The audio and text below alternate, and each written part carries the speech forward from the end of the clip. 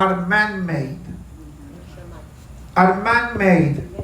In Shamayim, zero. Zero. So therefore, the ruling in Shamayim follows Shamayim until Mashiach comes. Mashiach comes, it will be some changes, but not, God forbid, changes of mitzvot not having a need or a purpose. They will continue at least until further notice. To my limited knowledge, the way the Rambam writes, but certain spiritual challenges that we have today eventually will disappear. And once the challenge is removed, so then the person can do fully what they are able and capable of doing.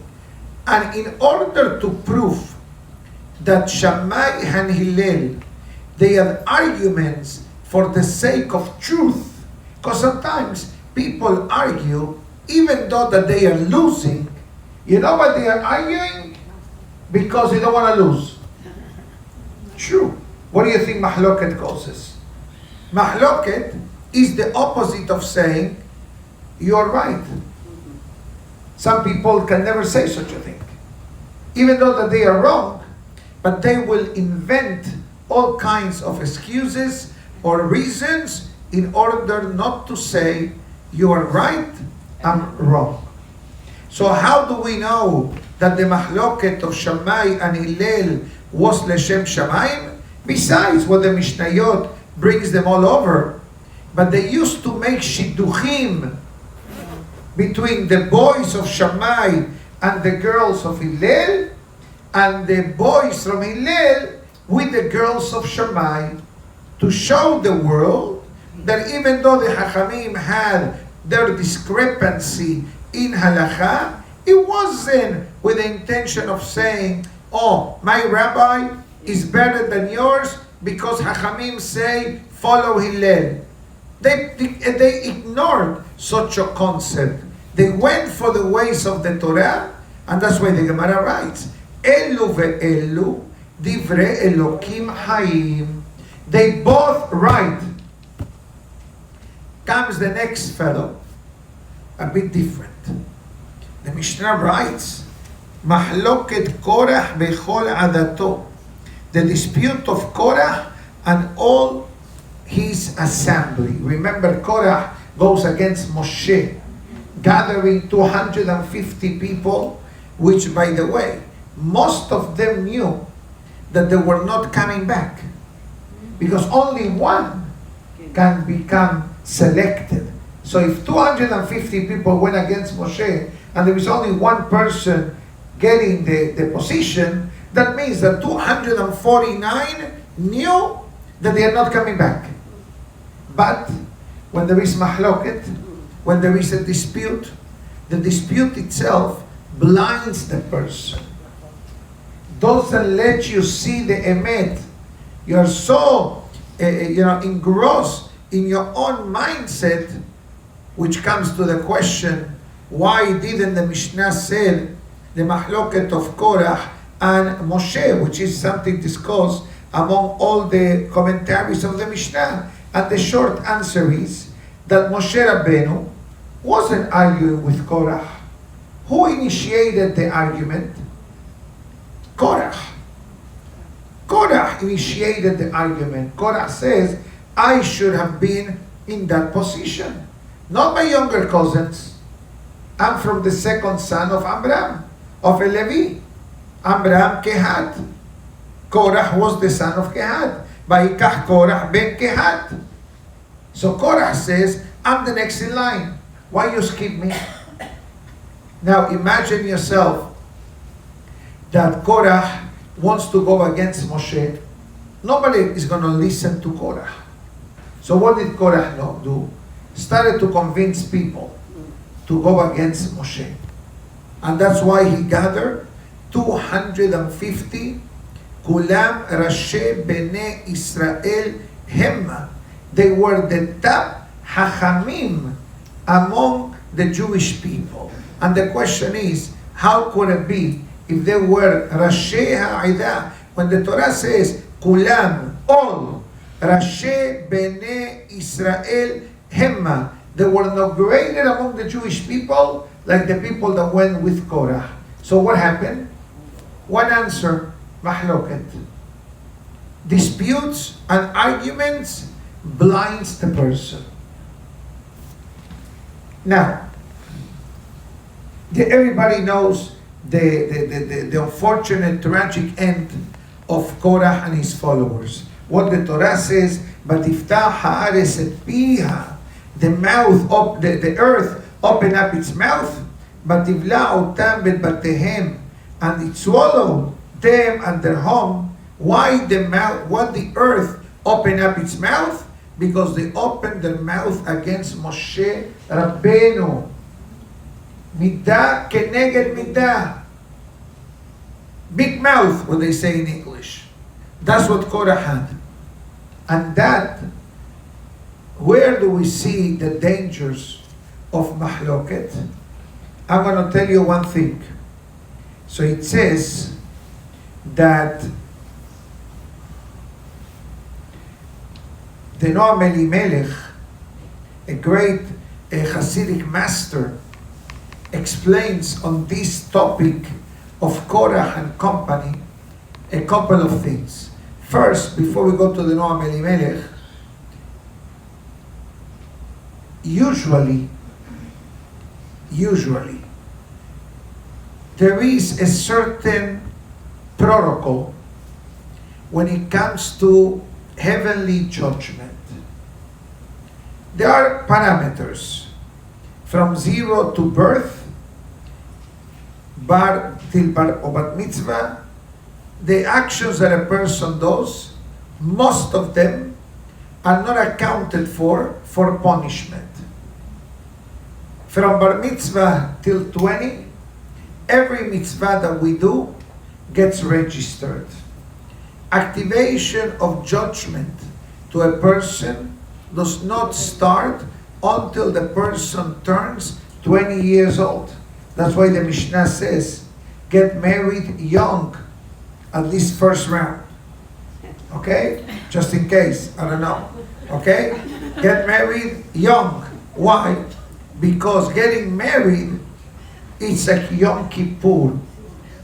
Resets the accounting in Shamayim. Any tragedy, God forbid, that happens to a child less than 20 years old has really nothing to do with them. It could be a tikkun, it could be a neshama.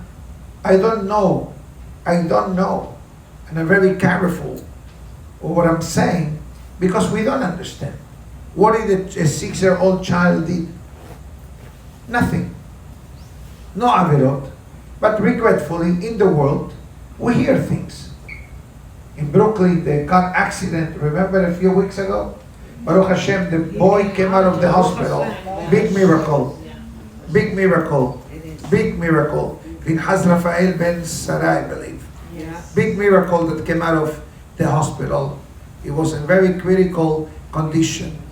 But his two siblings, Lo Alenu Velo Alechem, and the mother, didn't make it. And she was pregnant. Wow. Okay, so that, it's even worse. Yeah.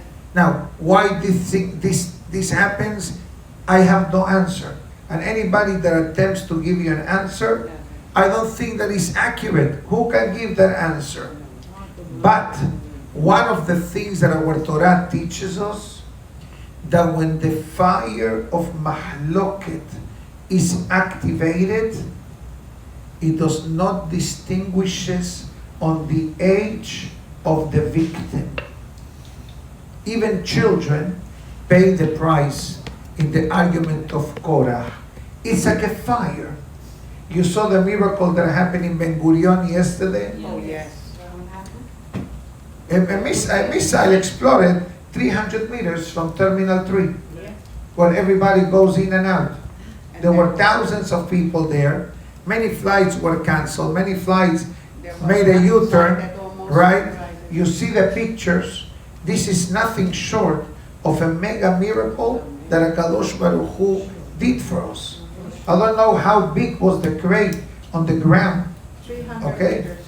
Unbelievable, scary. 300 meters is not pashut. It's from here to the Marina Tower. Yes, calculate. Okay, till Temporary Towers. From the front, not from the back. You can swim behind and you get it in less than a minute. But can you imagine 300 meters opening, Haz v'shalom? It was a mega miracle. Let me ask you a question. If God forbid, it should never happen. If a bomb or a grenade explodes, does it distinguish between the people? The grenade doesn't care. You're wearing a fancy suit, a nice watch, nice pair of shoes, you have a nice purse. It doesn't care. Hamavdil 1,000 times, without comparison, the mahaloket does not distinguish between the victim's age. That was the problem in Korach, that even young children pay the price. That's why our holy rabbis tell us. I'm going to say it in Hebrew, and then I'll translate. Hevevoreach min ha-mahloket kevoreach min ha-esh. Run away from disputes like you run away from fire. What happens if you see fire? You stay to watch it or you leave? You leave. There are people who stay to get a video to sell it to CNN. True. That's today's making money. People don't go to work. They make videos, they make movies, they make things, whatever, and that's it. Not our style, but that's the way many people do it out there. So our Chachamim tell us, you see an argument, cross the street. Because if it touches someone, we don't know what could be the end. Comes the Noam Elimelech, and it says, when Korah made an offer by saying, who wants to go against Moshe Rabbeinu to qualify to become the new leadership of the Jewish people, there was something else that came into the heart of the contenders. Envy and hatred. Because everybody is saying, I'm better than you. I'm better than you. I'm better than you. I'm getting the prize of Korah. And what did you say? I'm better than all of them. And you said, I'm better than all of them. So among themselves, again, 250 people for one position. It's not like I'm going to give you fake political favors. You do this, you do this, you do that. No. One position. So it says, the Noam Elimelech, Bekol Echad, Ahar atahava lakehuna gedola. And everyone had a desire. Doesn't the Mishnah says, Kin'ah, ta'ava, kavod. Kin'ah means jealousy or envy. Ta'ava means desire. Kavod, honor. Meaning that a person that has envy against others, and they do that only for the sake of kavod, Motsin et ha'adam min ha'olam. What's the meaning of remove the person from the world? It means the person's life is not life. And therefore comes the Noam Elimelech, that the truth is that putting Moshe Rabbeinu aside, even the 250 contenders for the position, they are a mahloket among themselves. Who is going to qualify to make it? And we all know the tragic end. But Iftach Hares et Piha, Hashem listens to the request of Moshe Rabbeinu that the people left the world in a way that never happened before in history. That the earth opened up and all of them went down.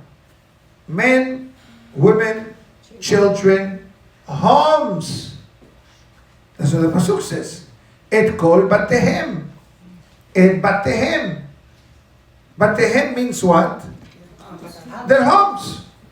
Why? So no one will say, oh, that was Korah's home. Out. And I read a while back that says that if someone owned an object that belonged to Korah, also it disappeared. Like Amalek. The story of Shmuel, Shaul, and Agag, Amalek in the book of Shmuel, when Shmuel comes and tells Shaul, what did you do? What does Shaul says? No, I listened to the people. We got rid of all the enemies of Amalek. So then Shmuel asks Shaul, but what is the noise behind me? Oh, what does Shaul says? These are animals that I saved to do korbanot. Now, Shmuel doesn't know that these are animals. If you see sheep, lamb, goat, don't you know that they are animals? I'll tell you something from the undercover books, that the people of Amalek had the faculty of changing from humans to animals. Don't ask me what I saw in writing last Shabbat. Don't ask me, because I don't have the book in front of me. But something fascinating, but not for today, because I need to have the sources in front of me. So Shaul says to Shmuel, don't worry, we checked that these are animals. They are not double identity. We need to remember one thing, that many centuries ago, the power of black magic and idolatry had a magnetic attraction. That's why there were many Jewish kings involved in idolatry. How come you are a king of Israel in the Bet HaMikdash, descendant of King David, Shlomo, etc., and you are involved in idolatry? Very simple. Because the idolatry up to the time of the Chachamim of the Talmud had a fatal attraction to the Jewish people. Like, the person felt tempted until Chachamim came and they did what they did to demote the power of idolatry. Until then, till today rather, idolatry today does not have the same attraction like it had for thousands of years during the time of the Nevi'im, Ketubim, up to the time of the Mishnah, etc. Now, with that being said, I'd like to quote very quickly from the Me'am Lo'ez, that always brings fascinating commentaries on this topic. And it says as follows.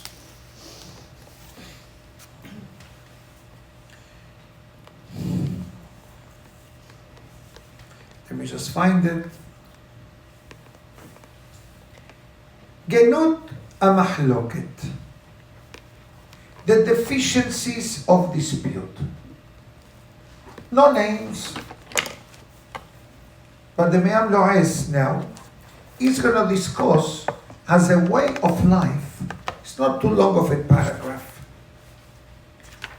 Discusses how the person should stay away from mahloket and how the person should stay away from a person that is a Ba'al mahloket.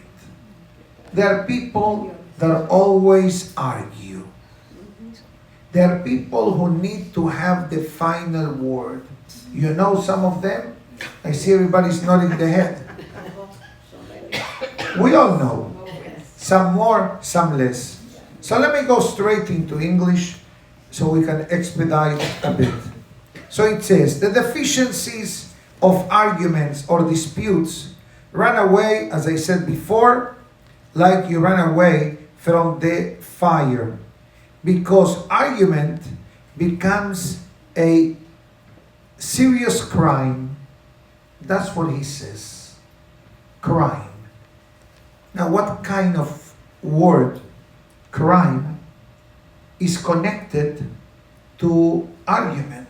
It says very simple.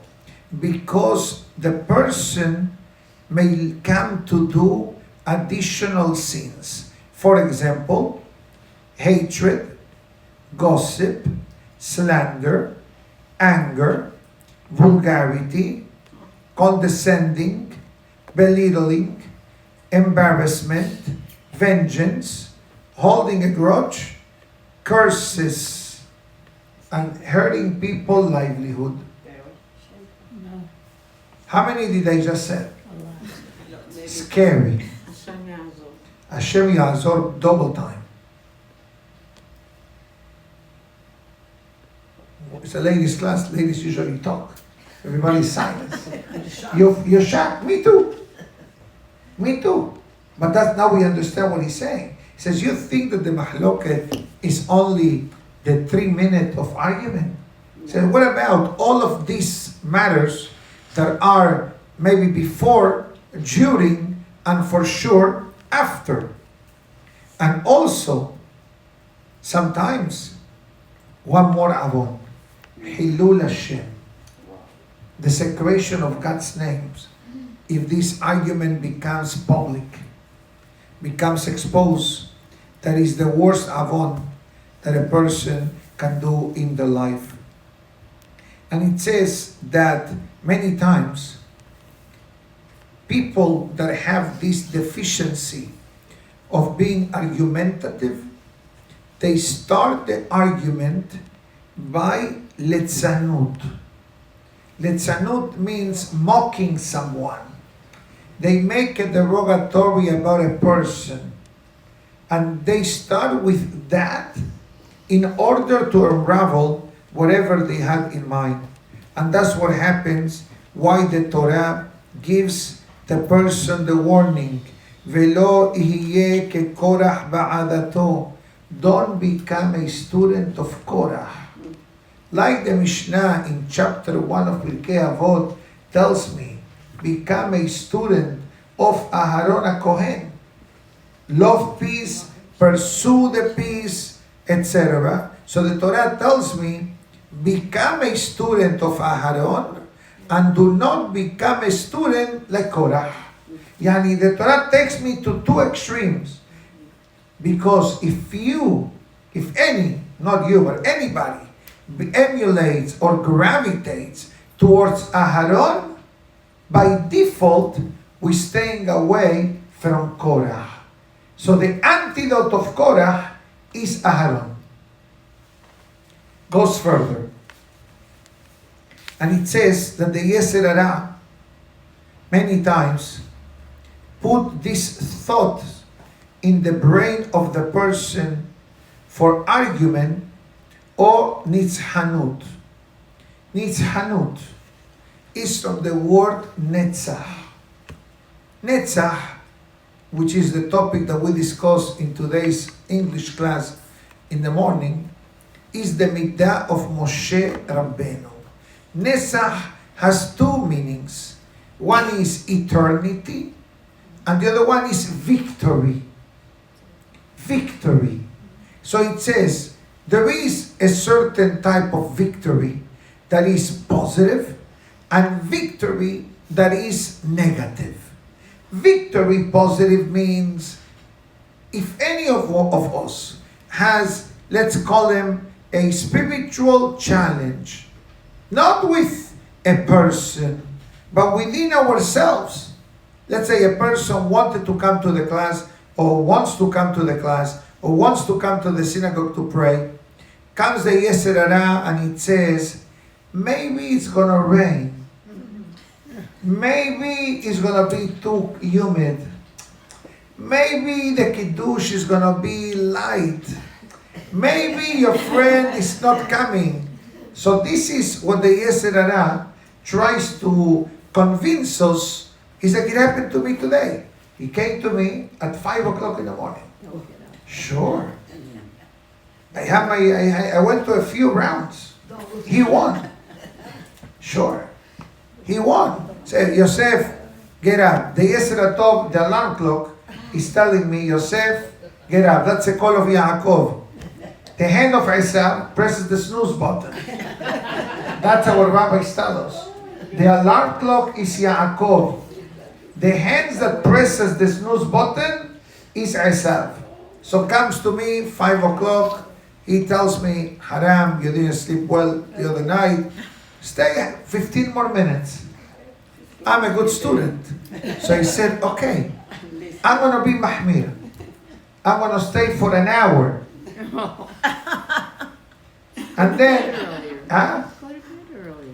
sure, but sometimes I don't go. The other day, I don't know what happened. There were people using the swimming pool, 3, 4 o'clock in the morning. Imagine I have to call security. So I don't know, something's going on outside. Go because they're talking, singing, schmoozing. Yeah, something like that, yeah. I can't control what people do, you know. But, okay, doesn't matter. But the midah of Moshe is that a person with the power of Torah and Yirat Shamayim is able, one step at a time, to get closer to HaKadosh Baruch Hu. But says the Me'am Lo'ez, across the street, there is another voice that tells the person, don't be taken for a ride. Don't be a chicken. Answer back. Show them who you are. Become a bully. That's what the Baal Mahloket is. He's a bully, basically. Now, and it says, "B'moreh heter le'atzmo lechol davar." Once a person has this rotten mindset or attitude, everything becomes permissible. Do what you want because you have to get your goal. What is your goal? That you have the final word. That you are the one who calls the shots. And there are people who are like that, regretfully. And he goes further and it says, one of the names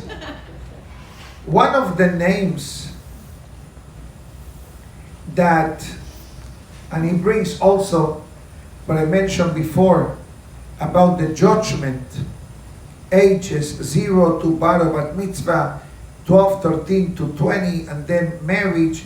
The Pasuk writes in the Torah, Unshehem ubnehem betapam beyaredu haim she'ola. Wives, children, infants, they went down the abyss of the earth. Goes further. Bechol asher lahem. It says, a Baal Mahloket is not welcomed in Shamayim. Can you imagine? After 120 years, a person leaves the world and Shamayim tells you, we're not open for you.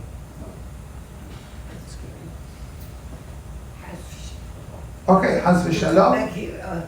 No, you know what happens to these souls? They are bouncing. Some of them are called the dibuk. The dibuk that bonds with the neshama usually comes from certain neshamot that they committed or behaved in such a way that the souls are lingering.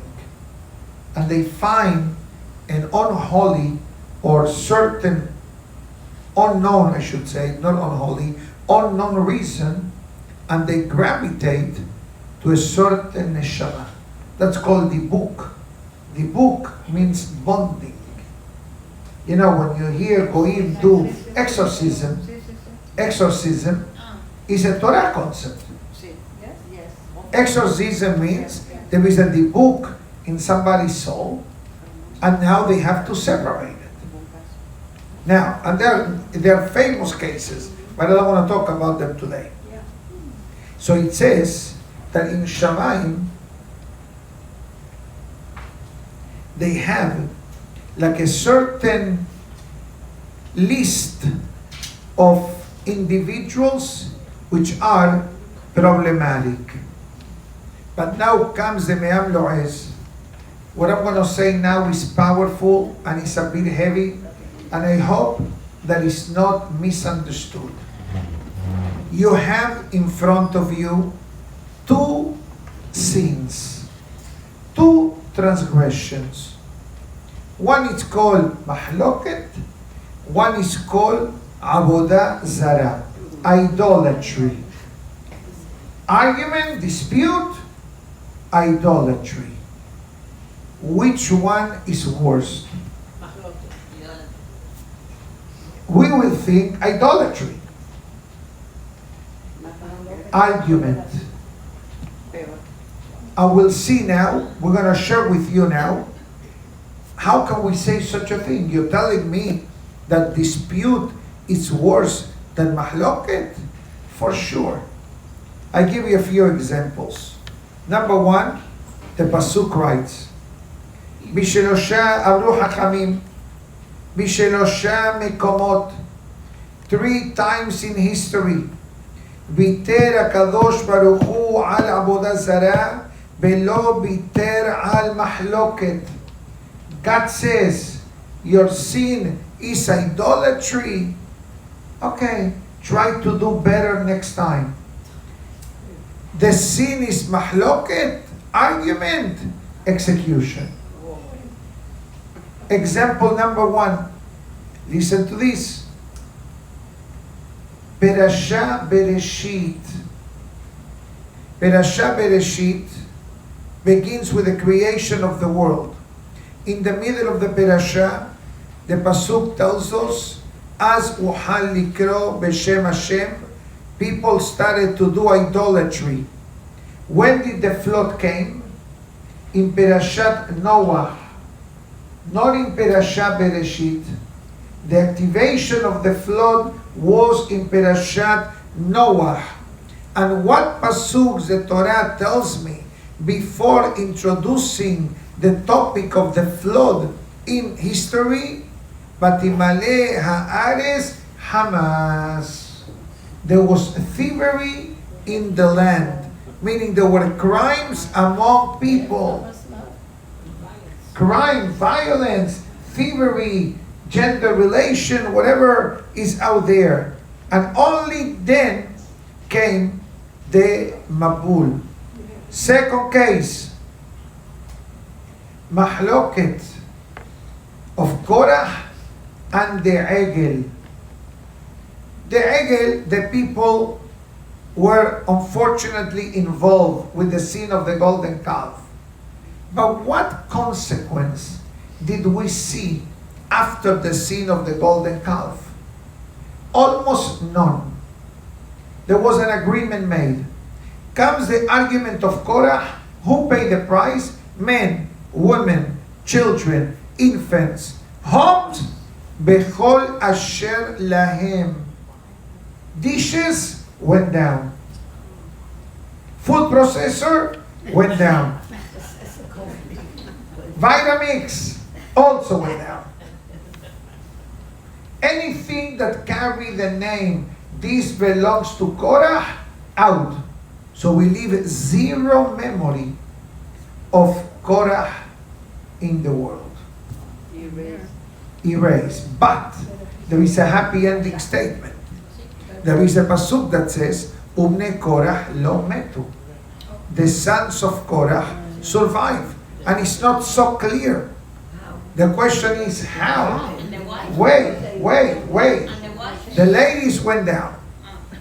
No, but maybe the Korah sons and their wives survived. I don't know. But I tell you one thing, that the sons of Korah had an inner struggle.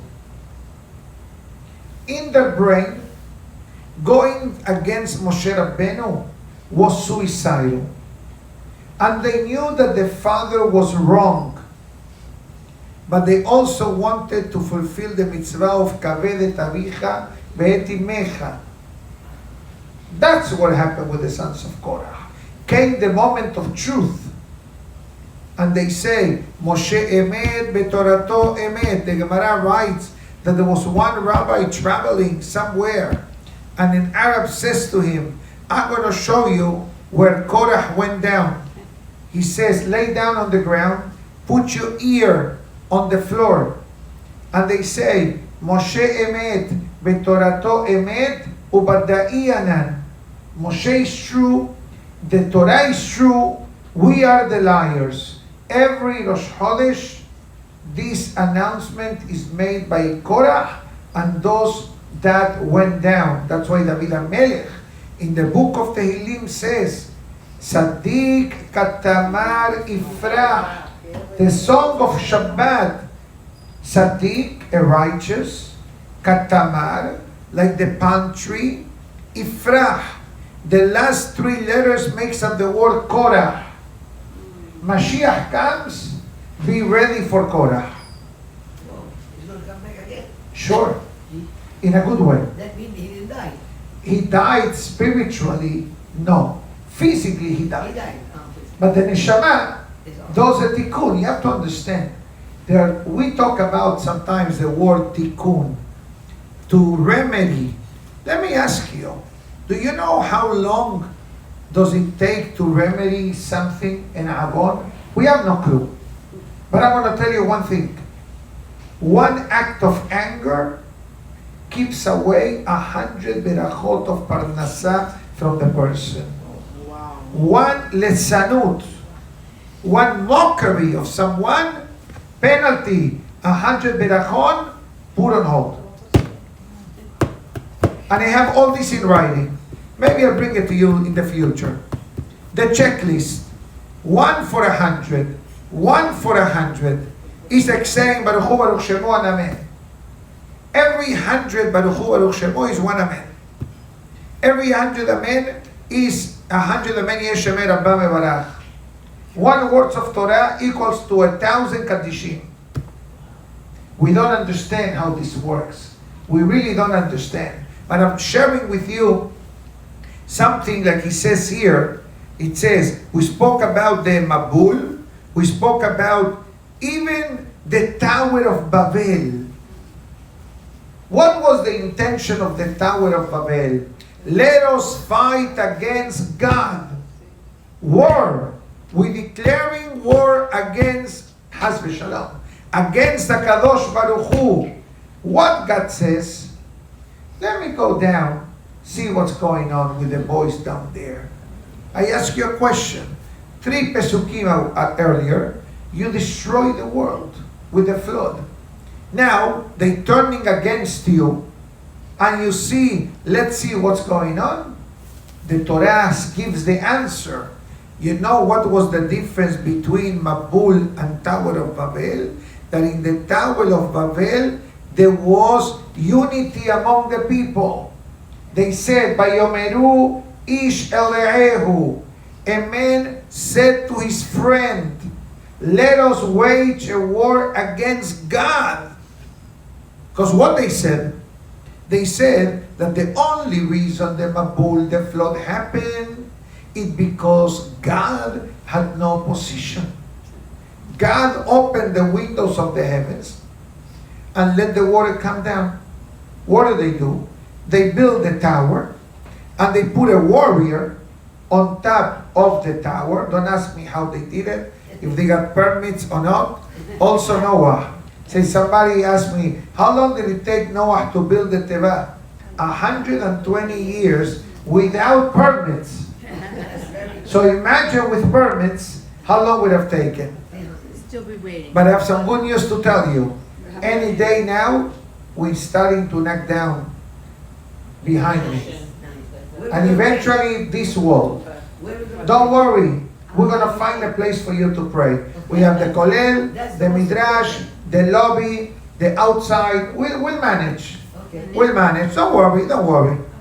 Most of the hard work will be through the summer.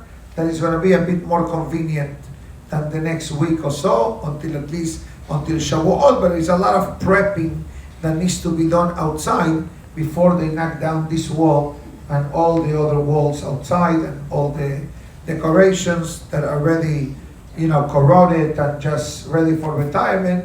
Baruch Hashem, it lasted 25 years, so we are thankful for that.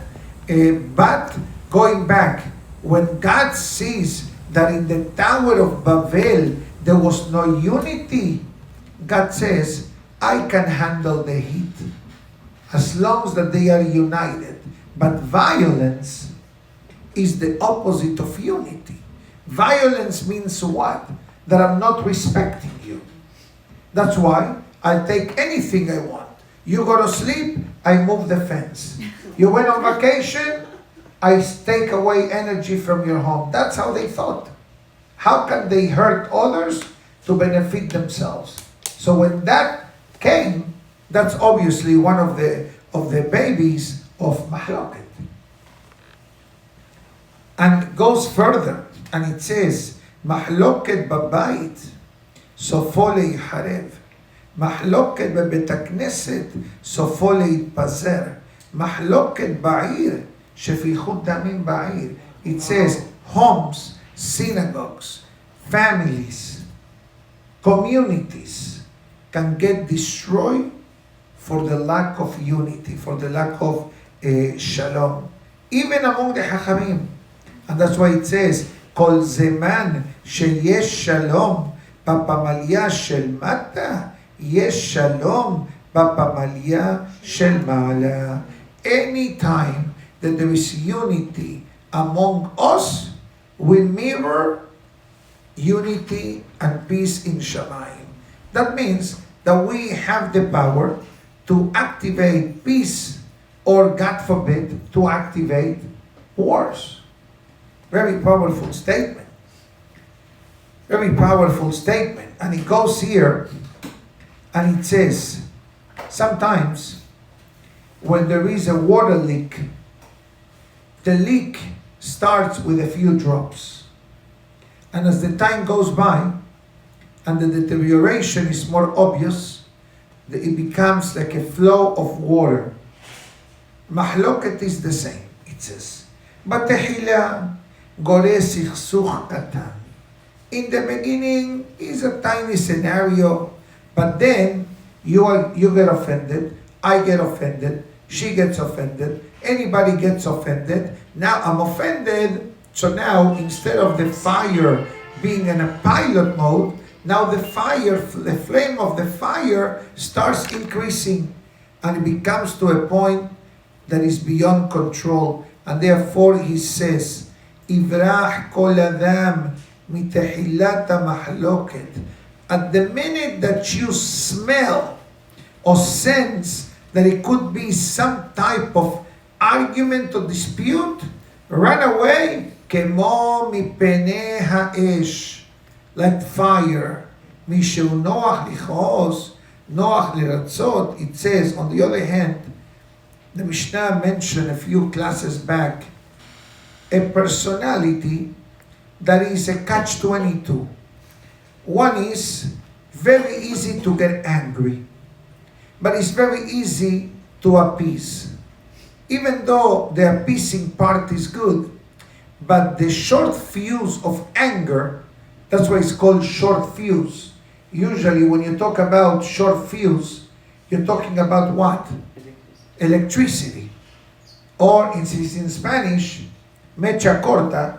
Mecha has nothing to do with electricity, has to do with fire. You see a dynamite tube, TNT, what they do? They have the tube, and they have like 1 inch or 2, you ignite it, and then the explosion. Dinamita in Spanish, right? Dynamite. So it says, small, starts small and goes further. And therefore it says here, She'ashalom hashuv.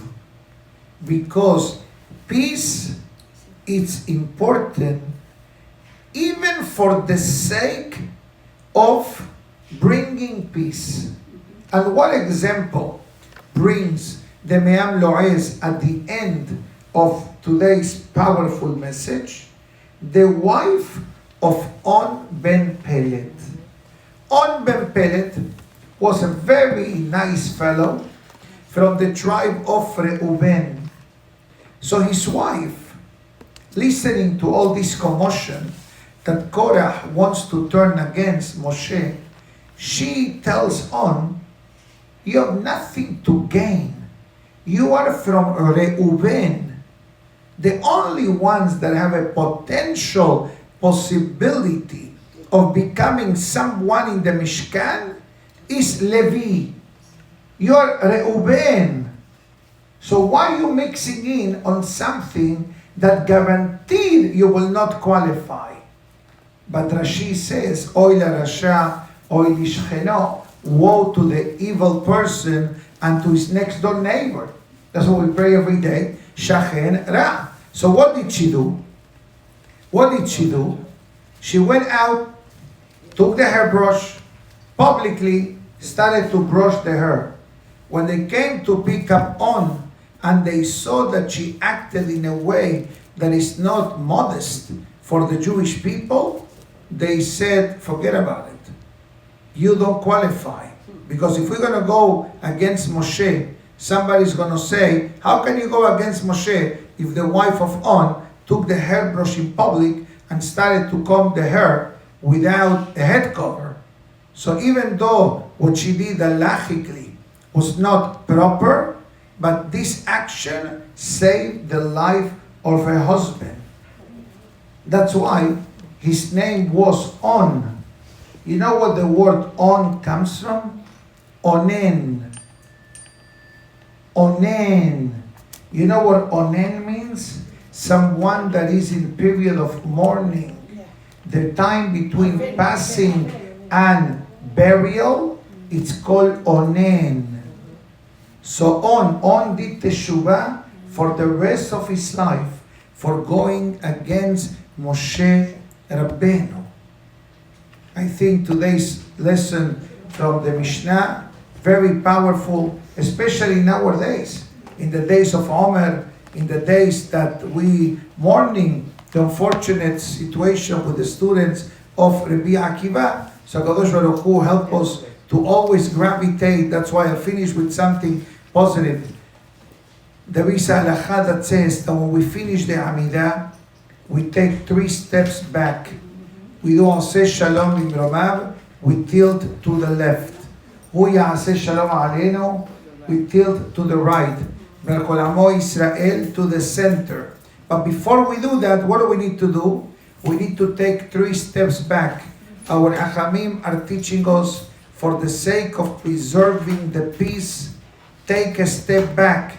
Sometimes you need to be bending towards the left, or flexible towards the right, or flexible towards the center. One thing is for sure, minimize the mahloket, the disputes, the argument, the fighting, the bickering, and increase shalom. Because at the end of the day, there is no more better, or there is no greater, I should say, beracha to a person, to his marriage, to his family, to his livelihood, like the beracha of peace. Good day, everybody. Shavua Tov Mevorach. Tomorrow, God willing, yes. Tomorrow we'll have the Spanish class.